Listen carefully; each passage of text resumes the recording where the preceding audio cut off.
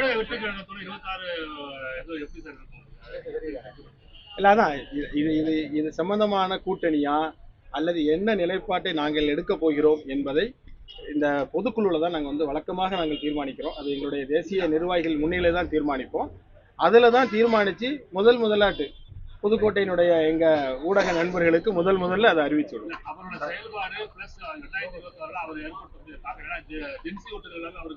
நான் ஏற்கனவே எல்லா பத்திரிகையாளர் சந்திப்புலையும் நான் சொல்லிட்டேன்.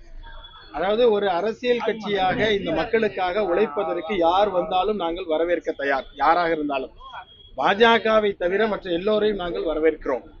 அந்த அடிப்படையில புதிதாக ஒரு மாஸ் லீடராக இப்பொழுது இந்த களத்திற்கு வருகை தந்திருக்கிற விஜய் அவர்கள் தவேகா அவருடைய தலைவர்களை நாங்கள் ஏற்கனவே வரவேற்றிருக்கிறோம்.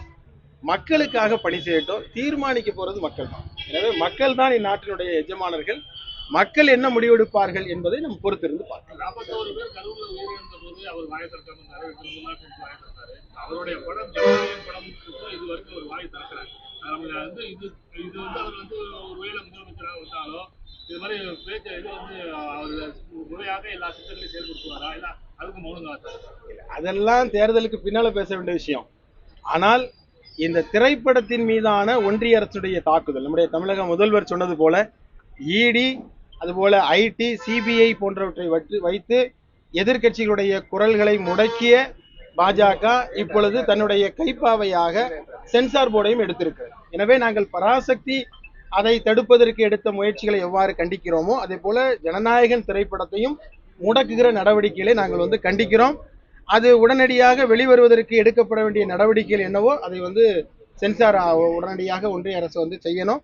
இதுல அரசியல் என்பது கலைக்கு அரசியல் இல்லை. எனவே இதுல அவசியம் இல்லை என்று நாங்கள் கருதுகிறோம். விவசாயிகள் நெல்லுக்கு விலை போகல, ஆனா அந்த திரைப்படத்துக்கு நீங்க அனைத்து அரசியல் கட்சிகளும் குரல் கொடுக்குறாங்க, விவசாயிகளுக்கு யாரும் குரல் கொடுக்குறாங்க? இப்ப எங்களை பொறுத்த வரைக்கும் அப்படி சொல்ல முடியாது. நாங்க எல்லோருக்கும் குரல் கொடுத்து கொண்டிருக்கிறோம்.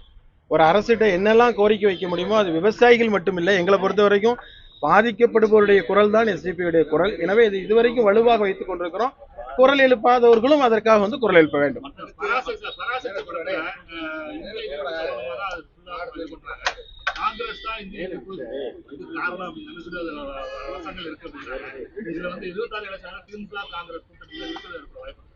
இல்ல அதெல்லாம் பொறுத்திருந்து பார்க்க வேண்டிய விஷயம். ஆனால் அதுல சொல்லப்பட்டிருக்கிற பராசக்தியில சொல்லப்பட்டிருக்கிற செய்தி இருக்கு பாருங்க, இந்திய எதிர்ப்பு. அந்த இந்திய எதிர்ப்பு போராட்டம் வரலாற்று சிறப்பு மிகுந்த ஒரு போராட்டம். அதுல கத்தரி வச்சுட்டு மக்களுடைய மனதிலிருந்து அதை மறக்கடிச்சிடலான்னு சென்சார் போர்டு நினைத்தால் அது தவறானது.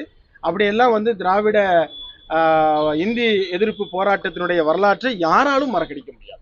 செய்திகளை உடனுக்குடன் தெரிந்து கொள்ள கீழ்கண்ட கேபிள் மற்றும் டிடிஹெச் நெட்வொர்க்குகளில் எம்நாடு செய்தி தொலைக்காட்சியை காணுங்கள்.